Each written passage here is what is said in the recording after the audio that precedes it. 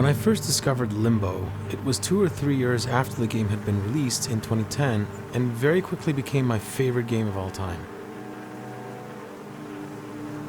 I was immediately struck by its film noir beauty as well as the simplicity of its design. Playdead, the studio responsible for making it, was still in its infancy. In fact, Limbo was the first game it had ever made, making it all the more impressive.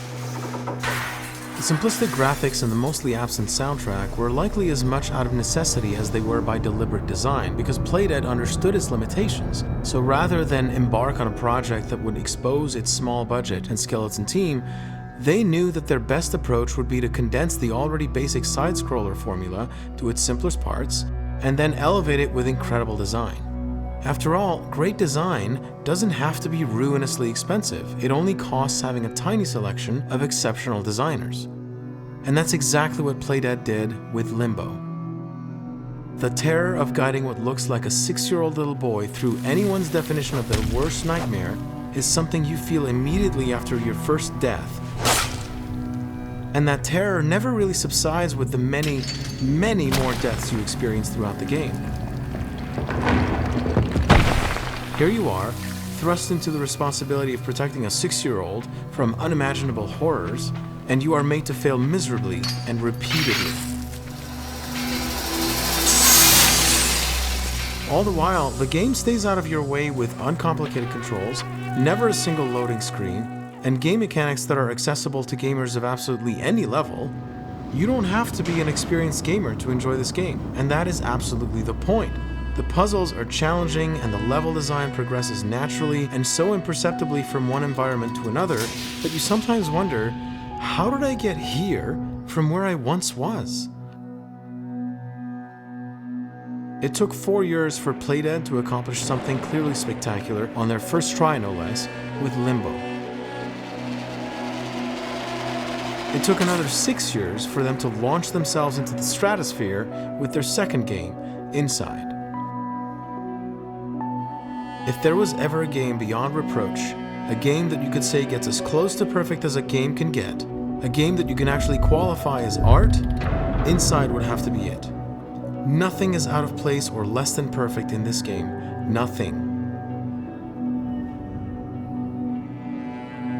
Of course, I thought the same of Limbo before Inside provided some context for us to see how Limbo was flawed, and I suspect Playdead's third game, whenever that comes out, will supplant Inside the way Inside supplanted Limbo before it. But without the benefit of having Playdead's third game to put Inside into a new context, it's hard to imagine what about Inside might be anything less than perfect. Like Limbo, Inside starts with a young boy, this time maybe in his early teens, and drops him in the woods, alone, in an unknown location, in tremendous danger.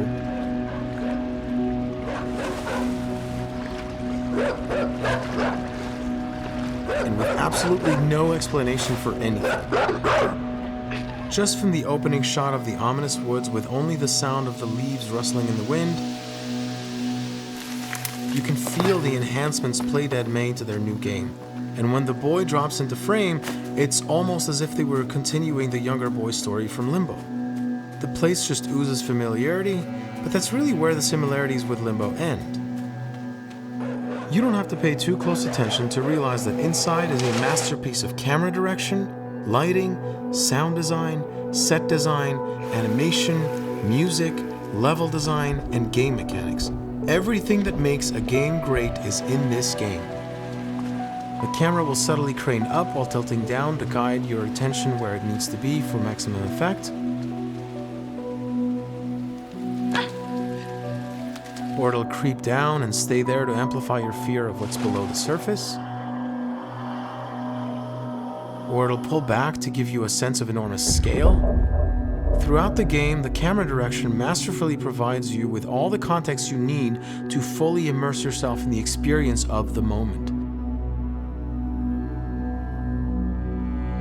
And it's hard to talk about camera direction without talking about everything we're seeing through it.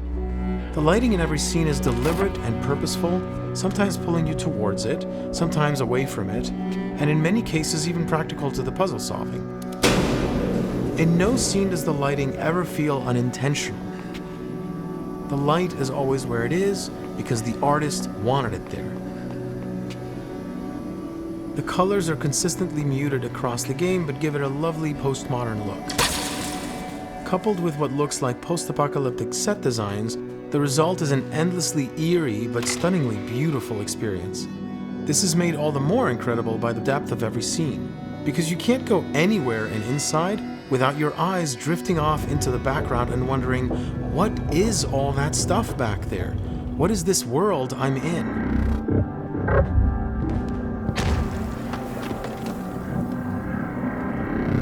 Any decent filmmaker knows that good sound is half of the movie-going experience.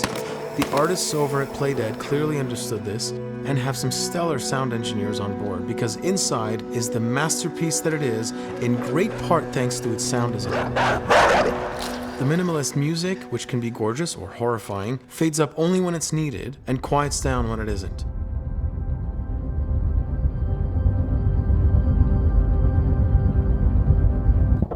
Meanwhile, the Foley throughout grounds the game and connects you to it in a way that no other element can.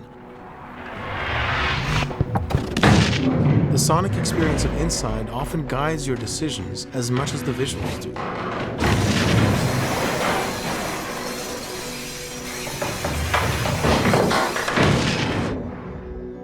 And then, of course, the game and level design.